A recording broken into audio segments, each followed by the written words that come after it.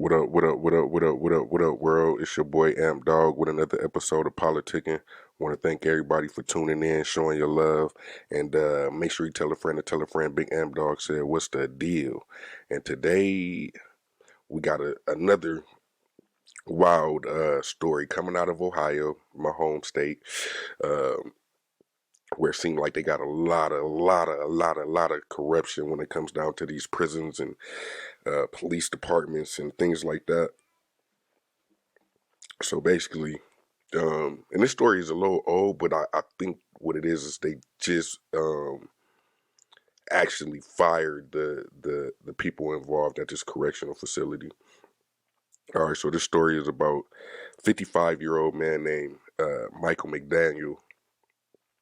He had he basically died while in custody of the police, and the Ohio Department of Rehabilitation and Corrections just sent the notice of removal for 5 correctional officers, a supervisor, and a licensed nurse following the investigation of his death.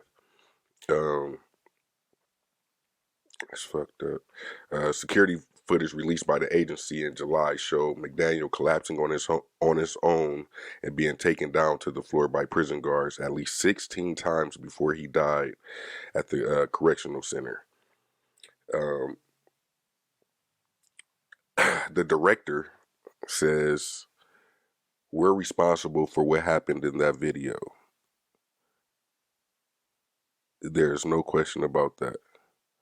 Um, One of the officers, Heath Cousy, he was accused on the records released Friday of performing a takedown of McDaniel while the inmate was being escorted outside without shoes, a coat, and while wearing a ripped white T-shirt, um, causing him to land face down and I guess fall and land face down on the snow-covered area. Oh yeah, this is in Ohio. This happened around in February or something like that. That time of the year.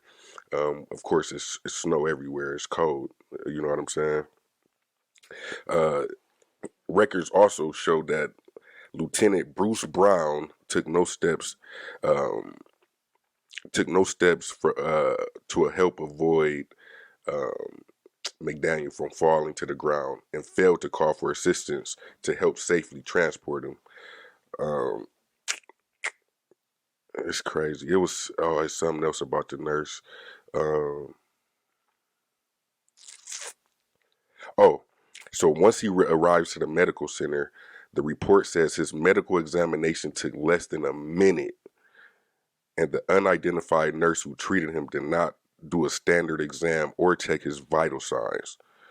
The guards then escorted McDaniel back outside the facility where he collapsed for the last time before CPR was initiated. 4 hours later, this is how corrupt this shit is.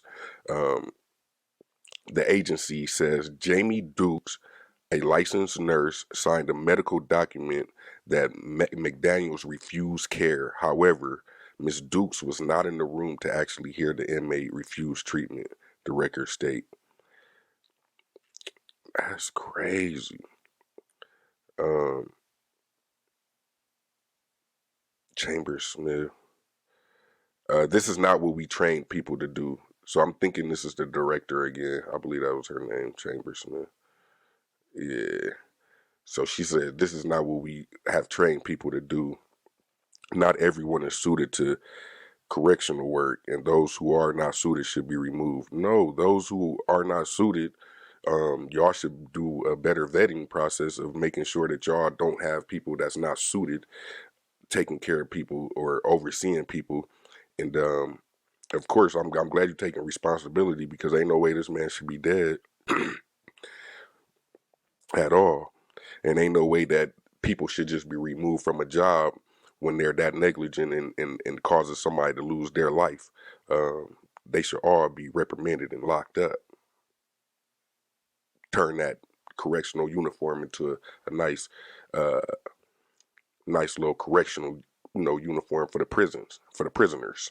You know, um, the Franklin County Coroner's Office had declared McDaniel's death a homicide and ruled the cause as stress-induced sudden cardiac death.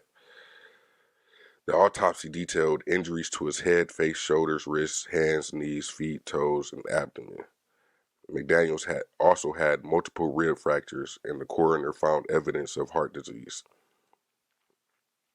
Well, that still don't say anything. I mean, yeah, you find evidence of heart disease. That doesn't mean that he was gonna die right then and there at that point in time.